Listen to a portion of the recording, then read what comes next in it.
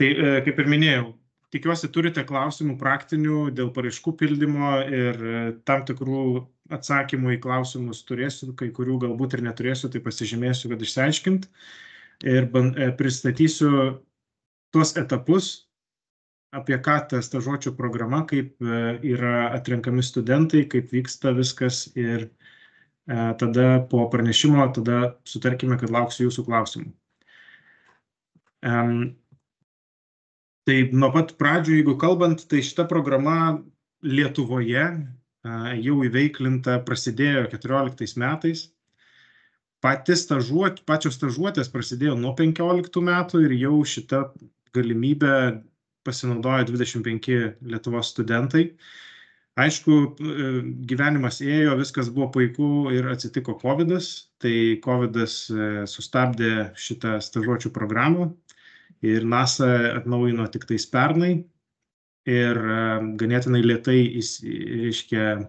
tie procesai atsinaujino, nes matyt daug ką reikėjo ir pas juos atnaujinti ir pakeisti galbūt, bet čia vėlgi mes tos informacijos per daug ir nežinom, vis dėlto čia vyriausybinė agentūra, kuri ten valdo 25 milijardus bent jau šiemet dolerių metinio biudžeto, tai ne visiems suprasti ir žinot, kas ten vyksta.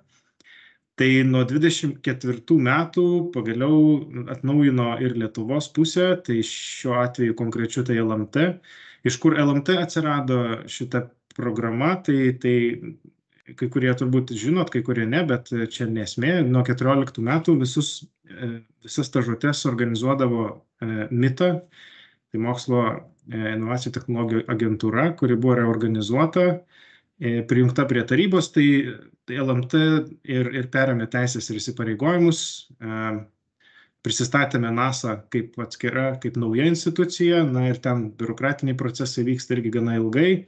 Ir galėjom jau paleisti šiemet kvietimą atrinkti studentus stažuotėms. Ir šis kvietimas šių metų yra dėl stažuočių kitiems metams, pavasarį ir vasarą. Tuos laikotarpius greičiausiai matėte mūsų konkurso apraše, ką reiškia pavasario stažuotės ar vasaros stažuotės. Jie tenais turi mėnesiais, konkrečios datos visada yra žinomas tik tais NASA'ai, ką pasakys, tada ir kokias datas nurodys, tokiomis ir turėsite vykdyti tas stažuotes. Bet realiai tai pavasaris nuo sausio iki gegužės ir nuo birželio iki rugpjūčio eina vasaros stažuotės. Tai tiek trumpai laike. Šitą skaidrę noriu tiesiog parodyti, kokie yra iš NASA pusės, kokie reiškia tie akcentai abipusės naudos tiek NASA, tiek programoje dalyvaujančių šalių studentų. Tai visų pirma, tai yra mokslinių tyrimų vykdymas, profesinis tobulėjimas, nes ir stendinių pranešimų simpoziumus ir paskaitų ciklus organizuoja NASA. Tuo labiau stendinius pranešimus turi ir stažuotojai patys stažuočių pabaigoje, bet apie tai vėliau pristatyti.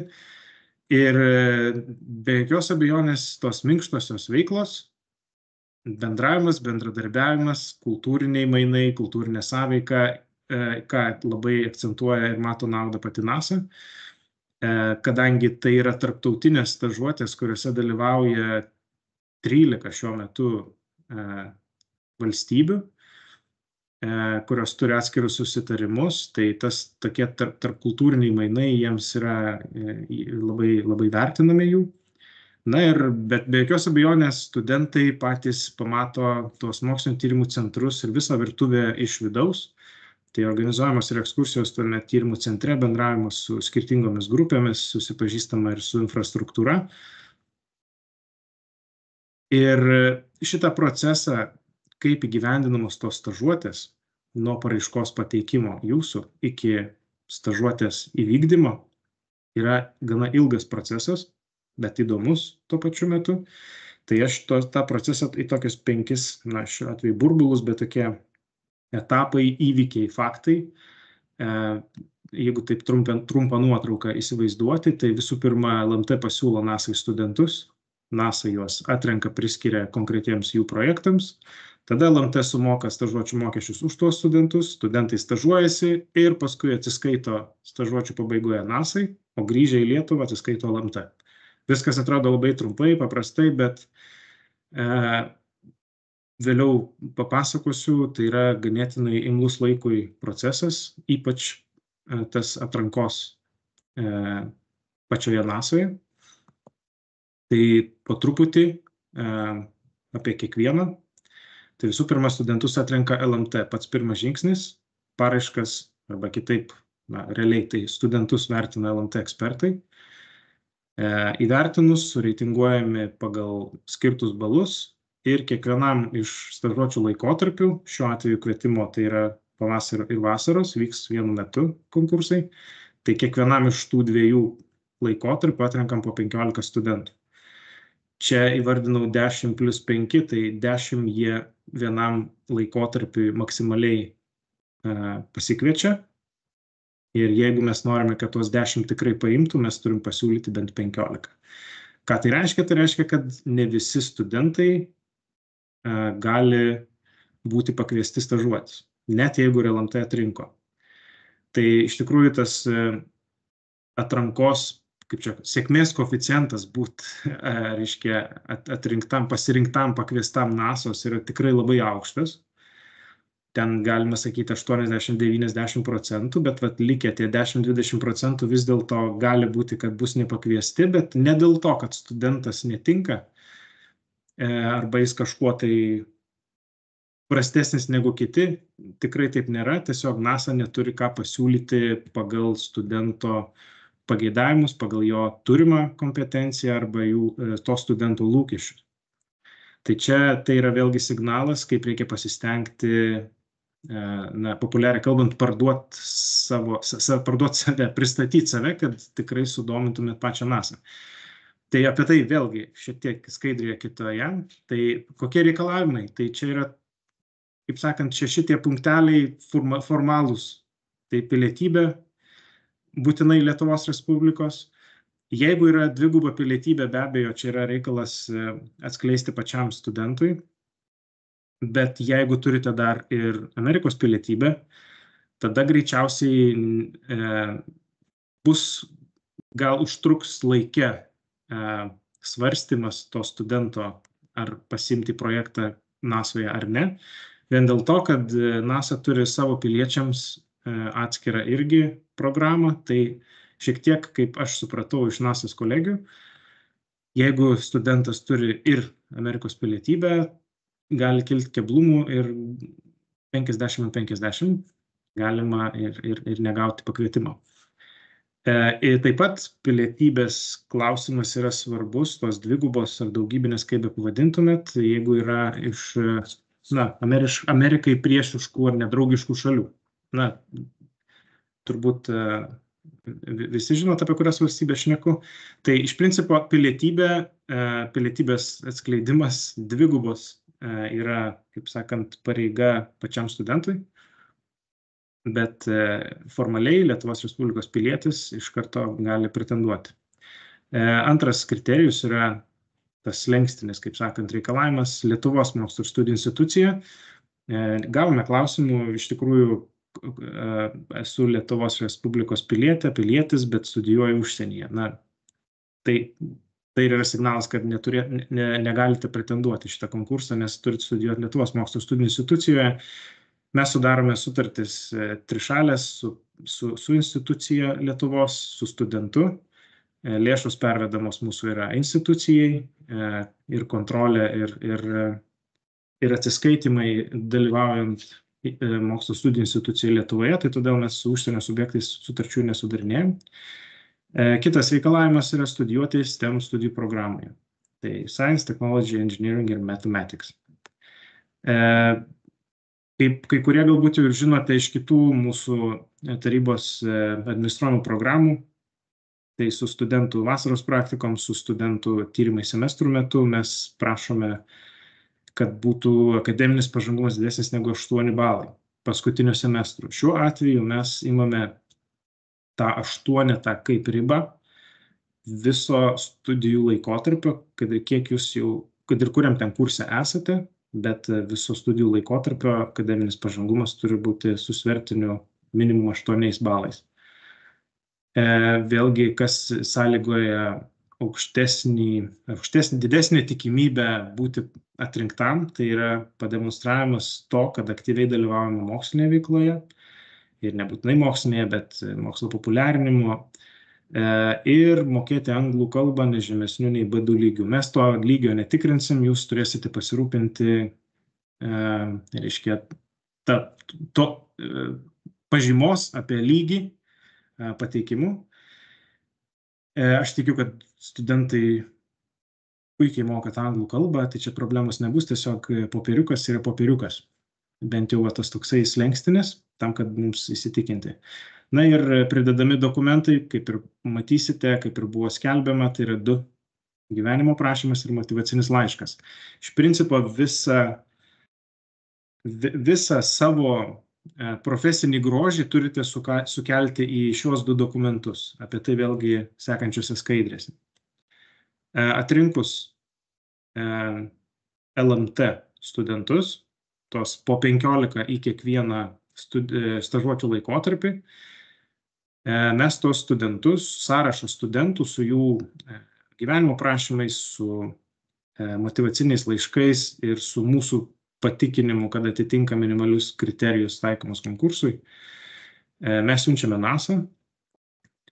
NASA, kaip viskas vyksta NASOje, ta atranka, vadinamasis mečinimas čia, kaip čia nelabai randu lietuviško atitikmens, kaip viskas vyksta, niekas ir nepasakys. Čia yra jų vidinės procedūros, bet ta atranka, priskirimas konkretiems moksliniams projektams NASA tyrimų centruose gali užtrukti iki 5 mėnesių. Tai yra ganėtinai ilgai, bet vėlgi turbūt tai priklauso ir nuo užimtumo, ir dar nuo kažinko, tai gali būti ir 2-3 mėnesiai, bet čia irgi nespekuliuosim, maksimaliai 4-5 mėnesiai. Tokį rezervą mes turime, reiškia, kaip sakant, turėti omenyje, todėl mes metų pradžioje ir skelbėme konkursą dėl kitų metų stažuočių, čia apsidraudimui. Na ir kaip ir minėjau, pasitaiko tų atvejų, kai NASA studentų nepasirenka ir dėl priežasčių, kurios taipogi minėjau. Kur yra galimybės vykti stažuotis, kokiuose mokslinio tyrimų centruose, čia išvardinau. Tai Kalifornija, Marylandas ir Teksasas yra trys valstijos, kuriuose yra tie mokslinio tyrimų centrai, į kuriuos priima užsieniečius. Čia vėlgi, kadangi tai yra aukšto saugumo, reiškia, reikalavimai yra taikomi tokiai vyriausybiniai agentūrai, tai ne visi mokslinio tyrimų centrai ar institucijos, kurios padaliniai NASOs, kurios vykdo mokslinius tyrimus, ne visos jos dalyvauja arba ne visos pasiruošusios priimti. Tai ten gali būti metų bėgyje, sekančiais metais dar gali atsirasti ir kitų tyrimų centrų, kurios priims, bet tai vėlgi studentas, nei studentas, nei LMT iš principo nežino, kur studentui bus pasiūlyta. Tai čia vėlgi tas paslaptingumas NASOs vykstančių procesų. Tai tiesiog irgi nežinome ir negalim pasakyti, kurį tikrai pateksite. Kita vertus, viena iš paskutinių skaidrių aš parodysiu, į ką reikia atkreipti dėmesį, rengiant motyvacinį laišką. Tai aš siūlyčiau pasidomėti apie šitos centrus, kuriuos išvardinau, ir galbūt patiems rodyti norą į tam tikrus centrus patekti. Tai vėlgi gali būti kiek šansų, kad jūs išklausys, vėlgi sėkmės dalykas, bet pabandyti verta. Taigi, kai jau NASA atrenka tuos studentus, priskiria jiems mokslinio tyrimų projektus, tai bus ir vieta, ir centras, skirtas mentorius, kontaktiniai asmenys, įsipareigojimai ir visa kita. Jie yra surašomi labai oficialiame laiške, kiekvienam studentui atskirai. Iš principo gauna šitos laiškus LMT, pasidalinam aišku su studentu. Ir tai jau yra signalas, kad jūs atrinktas ir nuo sekančios dienos, ką reikia daryti ir ką rekomenduoja NASA, tai suskubti pasirūpinti vizą. Tai viza yra ta J1 formos. Prašymas vizai gauti ne per kažkokius trečiasias šalis arba ten tarpininkus, tiesiai per JAV ambasadą Vilniuje. Mes jau užmezgėm kontaktą su JAV ambasada čia Akmenų gatvėje ir, reiškia, jeigu reikės, darysime ir susitikimus su atrinktais, į ką atkreipti dėmesį, kaip ten, reiškia, kontaktas yra, mes tarpininkauti galim. Ir patikino mus, kad prašymų nagrinėjimas neturėtų užtrukti ir viza paprastai gana greitai bus išduodama. Ir tik tais gavus vizą, kaip rekomenduoja NASA, tik tais tada rūpintis apgyvendinimu ir kelionės bilietais. Kai kurie mokslinio tyrimų centrai iki šiol, kol kas, nuo 14 metų, vienintelis mokslinio tyrimų centras NASA's, tai buvo Ames Research Center Kalifornijoje, vienintelis priėmė tarptautinius stažuotojus, lietuviai studentai būtent ten ir buvo kviečiami atlikti stažuotes. Ir bent jau informaciją tokią turiu, kad būtent to tyrimų centro viena iš galimybių, reiškia, jie siūlo patys apgyvendinimą savo bendrabučiuose, ten yra visiškai ekonominės, žinote, studentų bendrabutis, tik ten šiek tiek geresnė galbūt negu mūsų. Tai daug pigiau išsinuomoti, tai reiškia, visos tos išlaidos turės būti dengiamos iš to finansavimo, kurią teiks LMT. Tai LMT studentas ir mokslo studijų institucija Lietuvos, kuriuose esate ir studentas, pasirašo tą trišalę stažuotės finansavimo sutartį. Kaip ir minėjau, lėšas pervesime iš karto būtent tam universitetui ir jis bus atsakingas už to lėšus pervedimus pagal susitarimą, kokiais periodais, kokiu dažnumu, kokie ten atsiskaitimą už lėšų panaudojimą, tai čia yra jūsų susitarimo reikalas. Mums galų gale paskui po stažuotės bus reikalinga finansinė ataskaita, bet jos prašysime tik tais universitetų, ne studentų. Na ir vėlgi gali būti taip, kad bus išlaidų, kurių nepakaks kompensuoti iš gauto finansavimo. Tai jos turės būti bet kokiu atveju apmokamos, tai mokslo studijų institucija pats stažuotojas asmeninėmis lėšomis. Tai dabar apie tą finansavimo dydį mes, reiškia, ne tai, kad sąmoningai, bet dar kol kas mes ir neskelbėm, kokį finansavimo dydį duosim, kadangi tai priklauso ir nuo asignavimų turimų asignavimų ir Lietuvos mokslo tarybos. Bet jeigu taip trumpai, tai už kiekvieną studentą tai yra sumokama iki 4000 eurų už kiekvieną studentą stažuotės pats mokestis NASA'ai. Tai tą taryba iš savo lėšų tiesiai NASA'ai sumoka.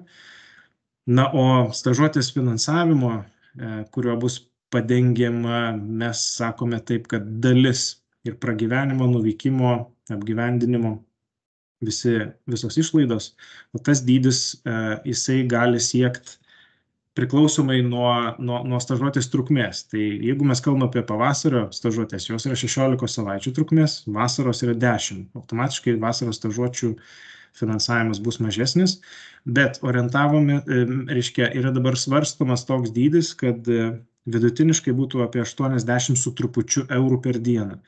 Tai jeigu šitaip bus nuspręsta, tai bus vasaros stažuotėms apie 6000 eurų, pavasario apie 9000, ten gal iki 10. Tai šita 80 su trupučiu eurų, tai kažkas yra apie $90, tai yra tikrai pakankamas pragyvenimo, kaip čia, lėšų dydis vienai dienai. Gali būti problemų tik tais, jeigu ne problemų. Gali jis pasirodyti šiek tiek per mažas, jeigu stažuotės vyks būtent Kalifornijoje.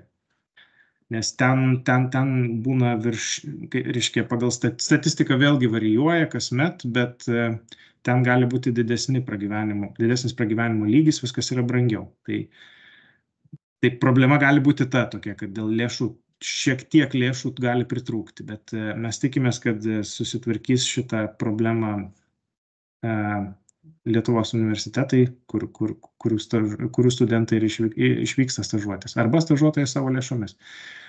Vėlgi viskas priklauso nuo to, kaip kaip ekonomiškai ir kaip žiūrėsite ir kaip pasistengsite, kuo mažesnėm išlaidom, kuo geresnį pasiūlymą gauti tiek pagrinde dėl apgyvendinimo. Tai čia vėlgi darbas bus jums patiems. Ko tikisi NASA? Iš principo NASA, reiškia, ką iš karto akcentuoja, tai yra du dalykai. Atvykti laiku tada, kada yra prašoma. Aš turiu omeny atvykti iš Lietuvos į Jungtinės Amerikos valstijas į stažuotės vietą.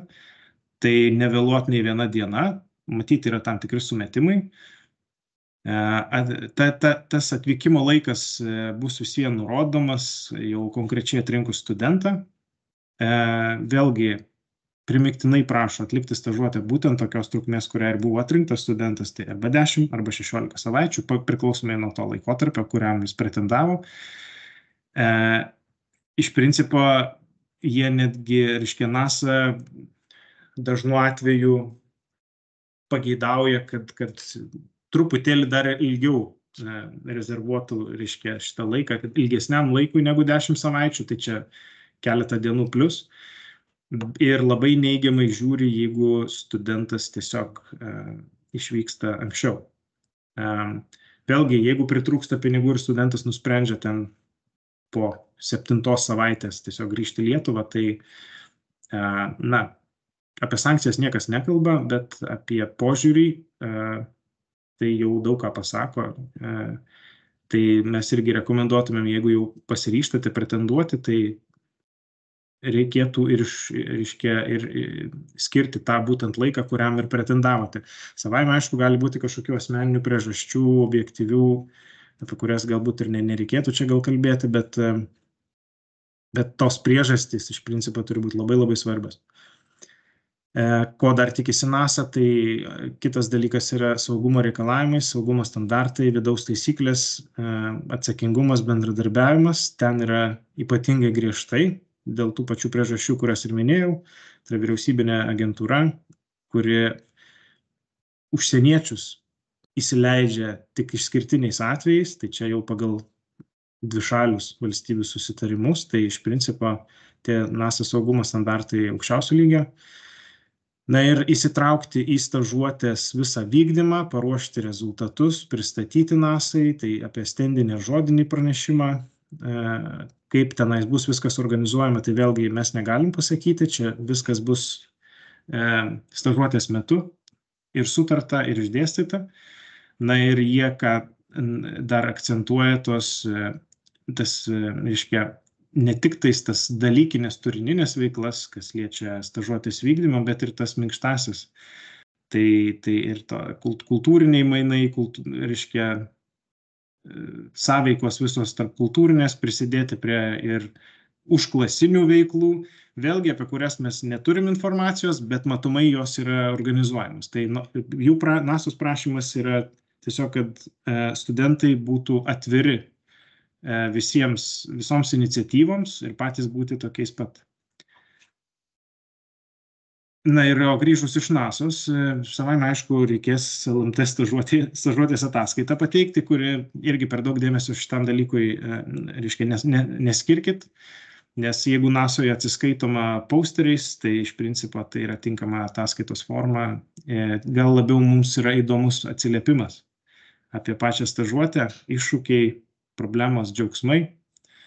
Na ir kaip ir norėsim, kad būtumėt NASA stažuočių ambasadoriais Lietuvoje ir dalintis patirtim su tais stažuotais, kurie dar tik tai pretenduos į sekančias stažuotes.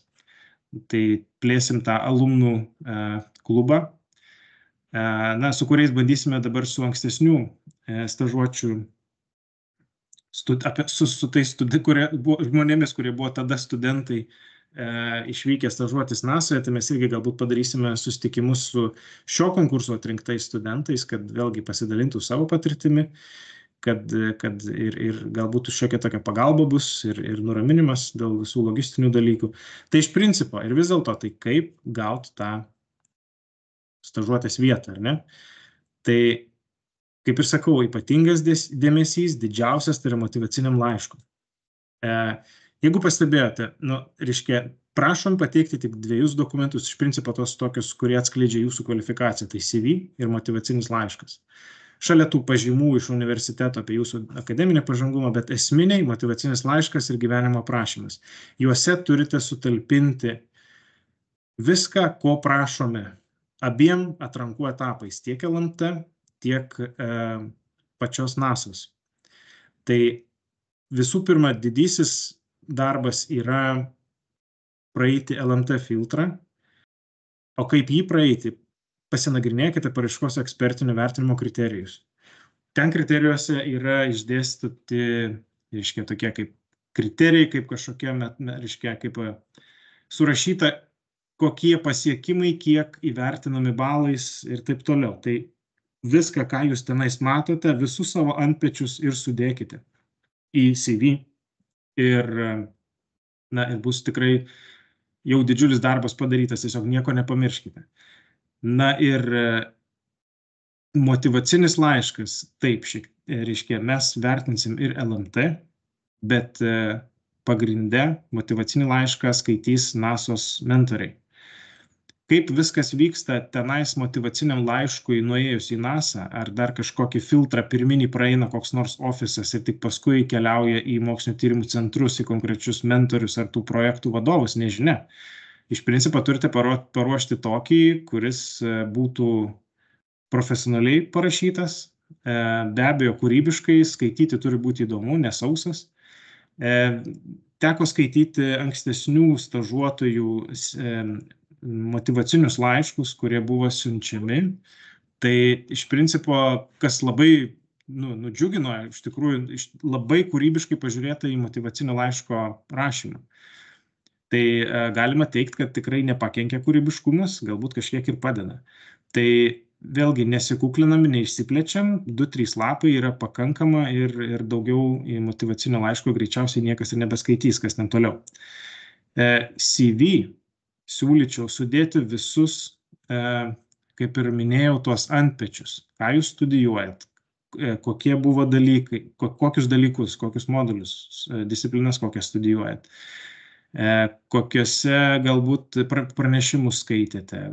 Jeigu turite informaciją, pateikite ir nuorodas internetinės. Jeigu dalyvavote ir mokslinių publikacijų rengime, galbūt buvote bendraautoriai, tai būtinai šitokius dalykus paminėkite su normaliu, teisingu, korektišku bibliografiniu aprašu šitų publikacijų.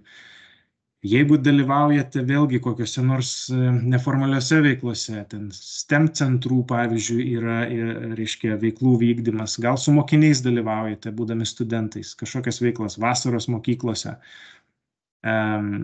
gal kas liečia, pavyzdžiui, mokslo populiarinimą veiklas jo, tai galbūt kažkur irgi kažkokios publikacijos socialiniai žiniasklaidai, kažkokie, gal dalyvavote laidose, dar kažkokiuose projektuose. Visą tai surašykite, aišku, rašykite tuos dalykus, kurie iš principo siejasi su jūsų kompetencija ir galimybė atlikti stažuotę NASOje, kad tai būtų vis vien į temą. Kas žavi NASA, ką aš irgi, reiškia, kalbėjau su kolegomis iš NASO's, tai jos padaro įspūdį, kuo plačiau tą asmeninę motivaciją atskleisti motyvaciniam laiške, rodymą, kad domitės kosmoso tyrinėjimais. Aišku, jeigu ten ypatingai jais nesidomitės kosmoso tyrinėjimais, tai nepribursite, bet iš principo tas asmeninė motivacija ir susidomėjimas kosmoso tyrinėjimais ir technologijom, šioks toks laiko skirimas šitiem dalykam motyvaciniam laiške tikrai duoda didelį pliusą ir būti pasiskaičiusiam šiek tiek išmanyti NASA vykdomų projektų ir veiklų, tas apimtis, ką NASA pati daro, kaip tai siejasi su jūsų lūkesčiais. Ankstesnių stažuočių konkursų metu, kol iki COVID-o, buvo skelbiamos iš anksto einamiesiems metams ir sekantiems metams vykdomų NASA mokslinių projektų sąrašai su tokiu lakonišku aprašymu, su mentoriais ir reikalavimais studentui, ką atkreipdėmėsi.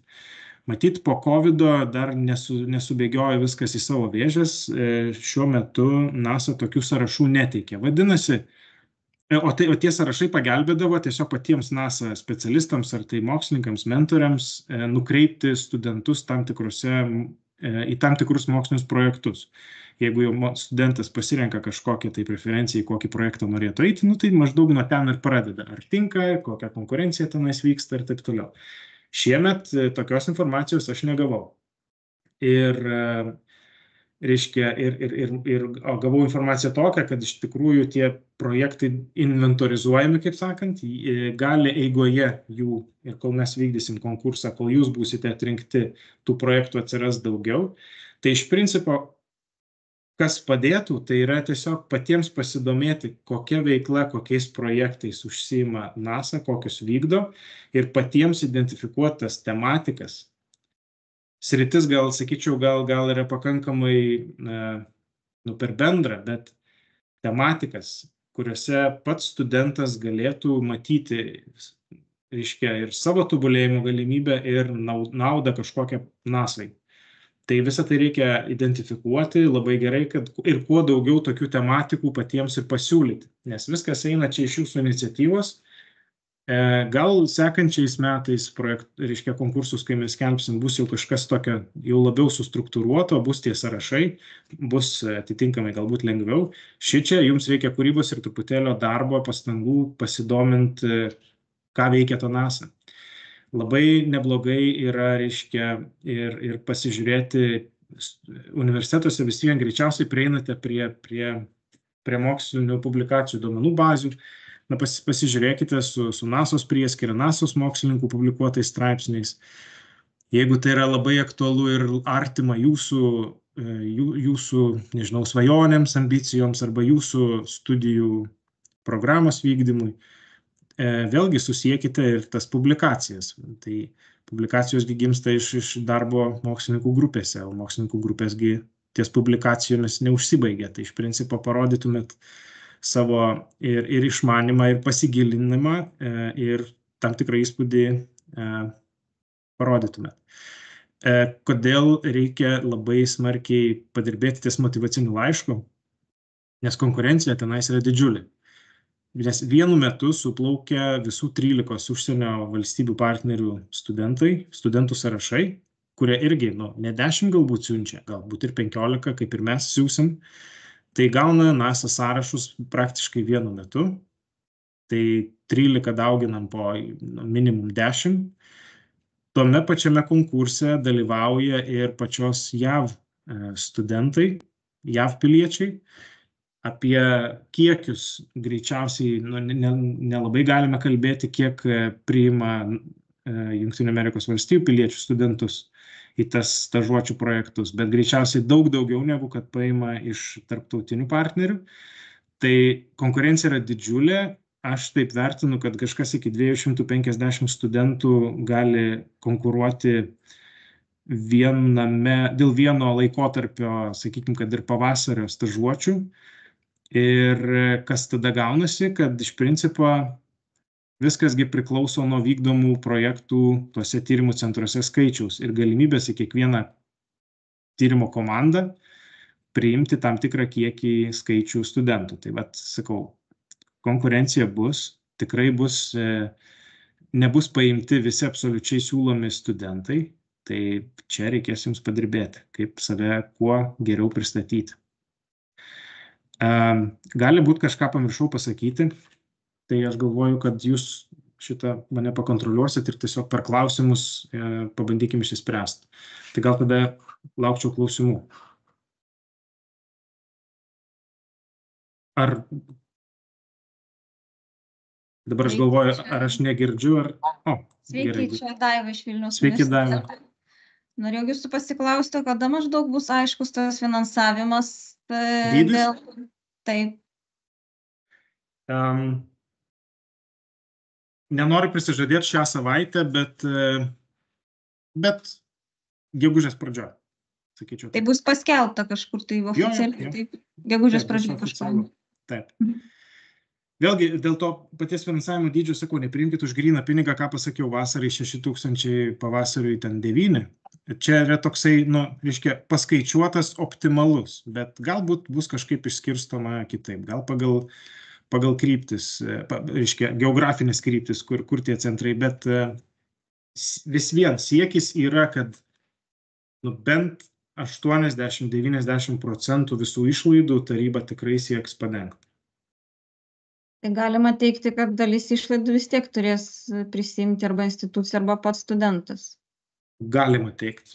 Ypač ten, kur, kaip ir minėjau, ir NASA kolegės pasakė, kad Kalifornijoje iš tikrųjų yra neadekvačiai aukštas pragyvenimo lygis ir kainos ten yra išpūstos tiesiog savaime. Tai gali būti šitų pritrūkti gali ten, bet vėlgi, sakė, priklausomai nuo to, kur pageidaus apsigyventi, nes būtent ten Kalifornijoje siūlo tas mokslinio tyrimų centras ir bendrabučio tipo apgyvendinimą. Ir tenais yra pakankamai pigu ir pagal mūsų skaičiavimus pilnai tilptumėm į reiškia, studentas tilptų į tą sumą, kurią mes planuojam, projektuojam, ten 6 000 ar tai 9 000 eurų.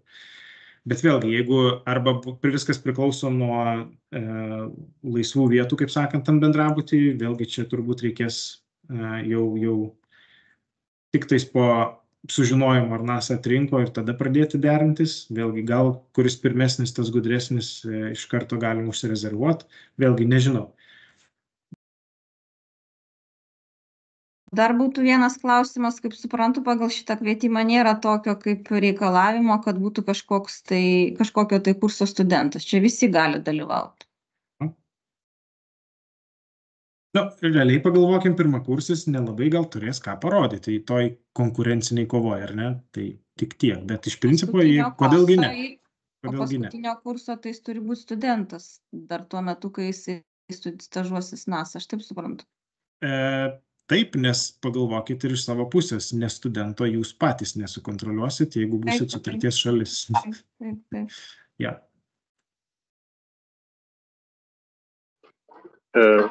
Kaip ir kada būtų galima susisiekti su NASA stažuotais alumnais? Jūs pats asmeniškai norite? Ar lukteltumėt? Galėčiau. Ne, iš tikrųjų galima.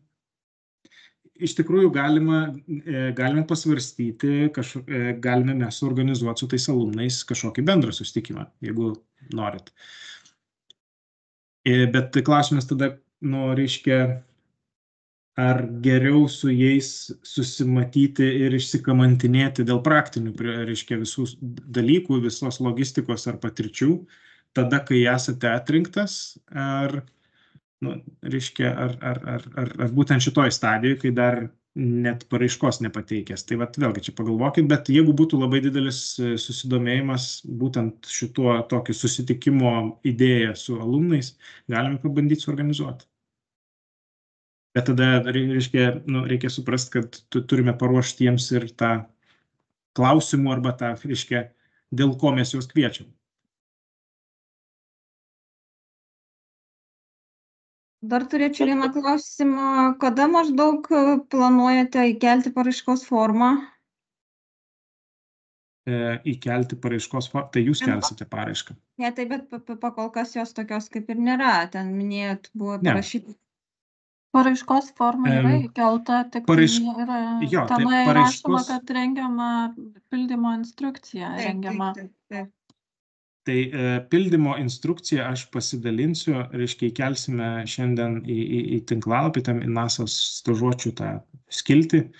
Kolegė parengė trumpą PowerPointą iš keletos skaidrių apie žingsnius, kur eiti registruojantis teikiant paraišką.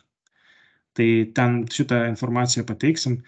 Tai ten yra tiesiog pildymas tam tikrų laukų apie save ir pridedami dokumentai, kaip ir minėjau.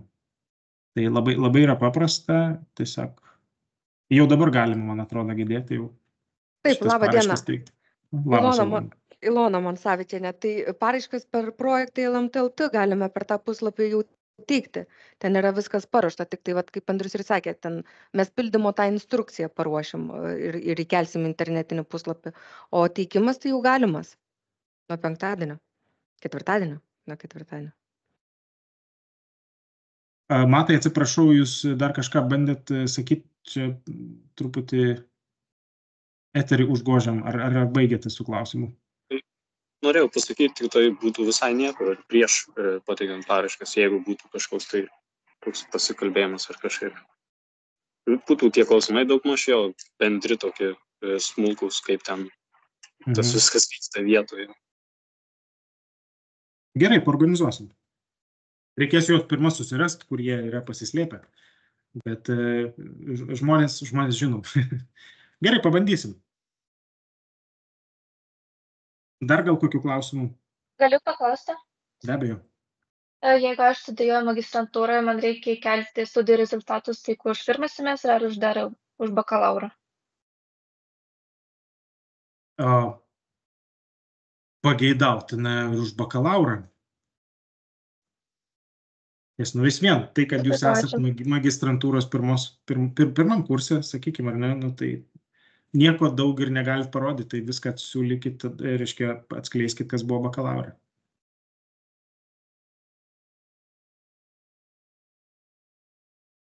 O kaip anglų kalbos pažymą galima pateikti sertifikatą iš universiteto už pasiektą lygį? Ar jis netinkamas? O universitetas, nežinau, Daiva, gal jūs galite pakomentuoti, universitetas nustatinėja lygį, išdavinėja pažymas? Aš abejočiau, nebent tik tai gali iš pažymą, koks pažymys yra. Pažymys netinka, čia iš principo... Yra rašomas pažymos, kai važiuoja į Erasmus studentai, yra patvirtinamas anglų kalbos lygis, daromas nustatymas.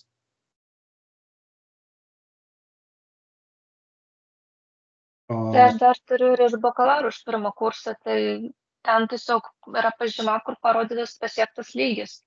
Nes turėjome anglų kalbą pirmame kurse ir buvo egzaminas ir po to galima gauti tą pažymą už anglų kalbos lygį. Bet aš atsiprašau, jeigu aš neklystu, tos pažymos jos galioja tik tai 2 metus. Nu, bent jau ką išdavinėja tie anglų kalbos visos tos mokyklos, tie kursai. Tai, o jūs, jeigu, tarkim, pirmam kurse egzaminą išlaikėte 9 ar 10 ir jums iš karto tą tokią pažymą išrašo, kad jūsų tas lygis tam tikras yra, o tai tada koks lygis? B2, C2? C1. Tai jums, aš čia pasitikslinti noriu, tai jums su egzaminu iš karto ir lygį nustato, taip? Taip. Pasižiūrėsim tiesiog individualiai šitą dalyką, nes, kažkaip, jeigu universitetai šitokias pažymas išdavinėja ir konkretus lygis yra nustatomas, man tik tais labai norėtųsi pamatyti šitas pažymas. Ir dar kelintais metais jos yra patvirtintos. O dar tai buvo dar tikriausiai 19 metais. Labai siūlytumėm atsinaujinti. Tai jums tada reikės IELTS, kaip supratau? Tai pažymos apie anglų kalbos mokėjimo lygį. Tai šitos lygius galite bet kurioj kursus arba testus lygį nustatančios, nežinau, įmonės yra įvairios, pasirinkimas yra tikrai didžiulis. Tiesiog padaro ir raštu testą, ir žodžiu, ir nustato, ir turi tą pažymą, kuri iš principo galios ne vien tik tai šitam konkursui, bet kad ir kur jūs dar tenais ir pretenduotumėt, jeigu reikėtų. Taip, pavyzdžiui, NASA rudenį. Arba NASA rudenį. Ne, tai reiškia ir dėl pačių savęs, ar ne, 19 metai, buvo senokai, ar ne, sakykime, jau 5 metai praėję. Tos anglų kalbos žinios, aš nesakau, kad jų, reiškia, anglų kalbos žinių neatnaujinate, bet ta informacija apie tą lygį tais metais, ne kažką daug pasako apie situaciją šiai dienai. Tai bent jau, kaip Ilona atsakė, visos pažymos išduodamos, kurios jos yra galiojimas ten berods 2 metai. Taip. Turbūt, kad 2 metai. Tai, kad bent jau būtų 2 metų senumo. Esu gavęs klausimą, ar 14 metais kažkokia pažyma galiotų, tai 10 metų praėjo. Tai, žiūrėkite biškį ir dėl savęs, pasitikrinkite ir patys save, kokį lygį patys dabar šiuo metu sugeneravę esate. O iš tikrųjų, jūsų geras tas klausimas dėl universiteto išduodamos pažymos, tai gal, jeigu nesunku atsiųskite Ilonai tiesiog pasidomėjimą, kaip atrodo ta pažyma. Mums tai irgi bus, kaip sakant, naujiena, bet pasižiūrėsim.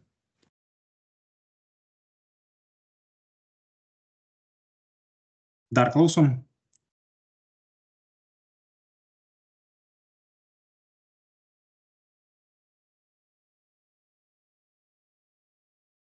Dar truputėlį. Gal aš dar turiu klausimą. Dėl tos pažymos anglų kalbos, tarkim, jeigu baigus mokyklą pirma kalba, kaip gimtoji kalba, kaip anglų, vis tiek reikėtų pasidaryti tą naują pažymą, čia vis tiek prieš, nežinau, kiek metų buvo, 6 kokius ten, dar ilgiau, nežinau, vis tiek reikėtų tos pažymos. Gimtoji kalba anglų? Jo.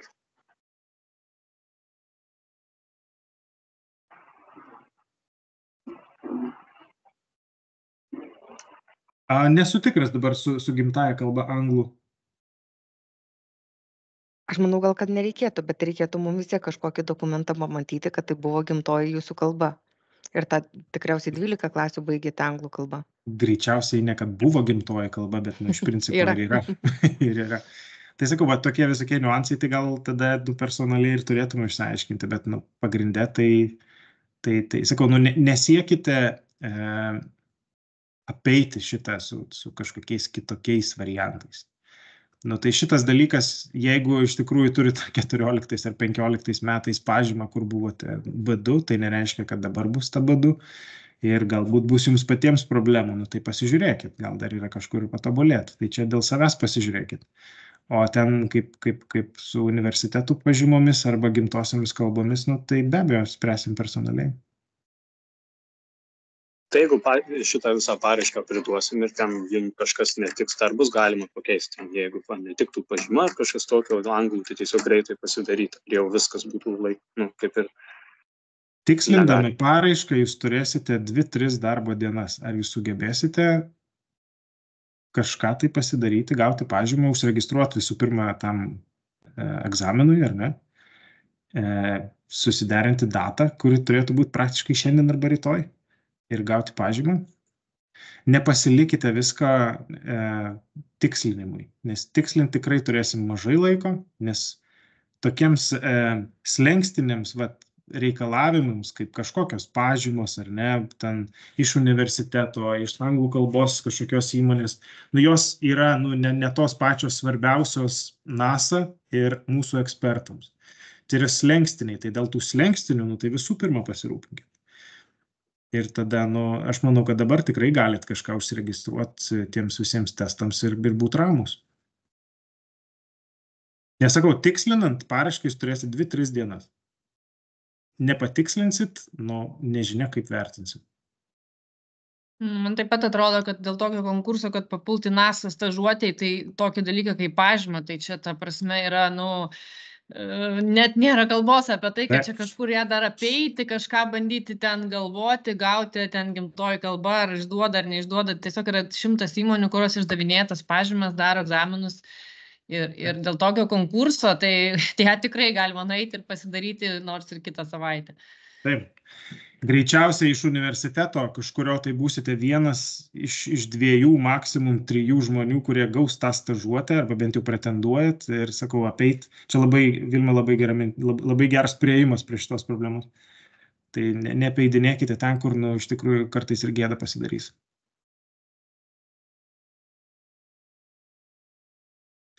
Dėl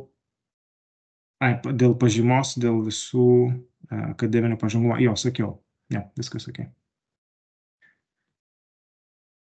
Tai žiūrėkit, jeigu gali kilti, aišku, kad kils klausimų, nes ir dabar jau kyla visokių projektavimų, kaip galim kažkokią informaciją, kaip pateikti, tai tiesiog pažiūrėkite tai rimtai. Mes bet kokiu atveju į skambučius reaguosim, Ilona reaguos tikrai skambučius, aš gal labiau į elektroninius laiškus, bet, reiškia, pažiūrėkite šitą rimtai. Tiesiog visus formalius dalykus susitvarkykite iš anksto ir geriau. Mes turim gegužės 16 dieną, kai yra deadline'as šitom paraiškom. Daugiau šiais metais to nebebus dėl pavasario ir vasaros. kažkur metų pabaigoje spalį galbūt skelbsim kitų metų rudeniui. Tai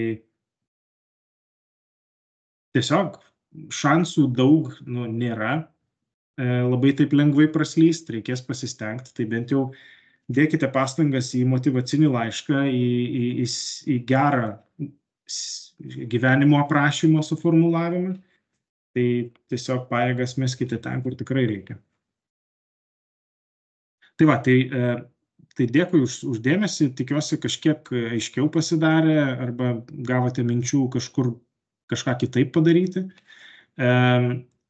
Matas berods, jeigu neklystu, išreiškė tą pageidavimą, norą susimatyti, galbūt pasikalbėti su alumnais, tai šitą mes išgirdome, pabandysime suorganizuoti ir apie tai atskirai gal pranešime. Tai vat, lauksime jūsų paraiškų, iš principo lauksime jūsų paraiškų gerų, kokybiškų ir gerai parengtų. Ir sėkmės. Viso geriausio. Visa. Ačiū, viso gero. Ačiū, iki.